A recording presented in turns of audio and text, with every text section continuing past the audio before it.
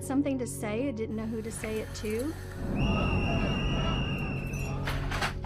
It's not about divisiveness, but it's about creating unity and bringing people together.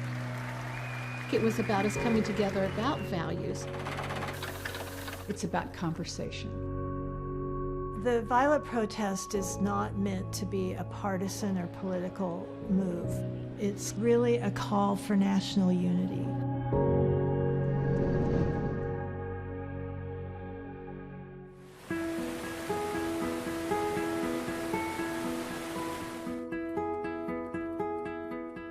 These type of political movements involving craft and self-expression within the political realm go back to the founding of this country.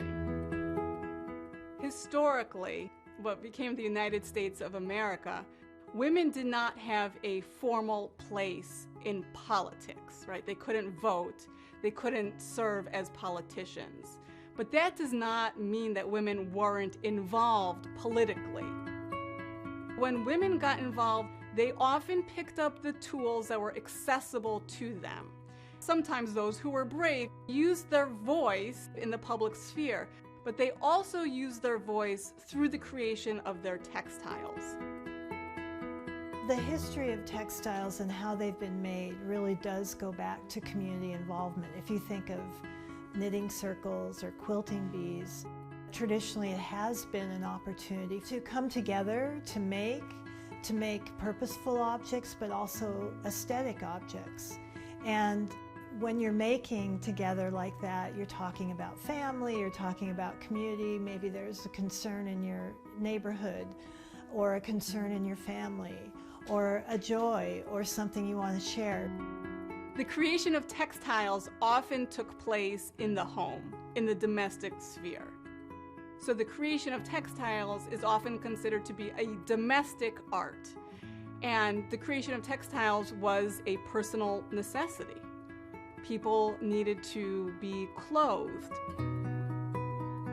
That was sort of the beginning of a long sort of inquiry into the history of women artists, textile artists, quilters, the notion of quilting bees where women get together, make something aesthetically beautiful, but oftentimes conveying a message and having power in that collective endeavor.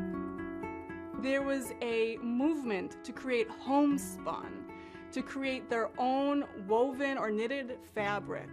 They wore this fabric, so as they walked the streets, they didn't even open their mouths or say a word, but one could tell back then where their allegiance rested, and it did not rest in support of the British Empire. All through time, textiles, whether it's quilting or spinning or weaving, that's the way women have participated and supported our country in the Revolutionary War when we helped gain our independence from Great Britain. Women spun and wove, and they did uniforms and socks and blankets for the soldiers and for the men, and made it so we didn't have to depend on Great Britain for textiles as much. The American story has its own particular textile symbols that are really important. In the 19th century, we see the convergence of craft and activism really taking shape with the abolitionist movement. From the abolitionist movement to the suffragist movement, which really gained in speed in the late 19th century, we see the continued organizing efforts around textiles, women expressing their voice, and political activism. Women certainly couldn't hold political office, but they were involved in efforts at social reform through textiles because that was what was permitted of them, and it was skills that they knew how to, put forth in a public way, in a way that was safe and recognized.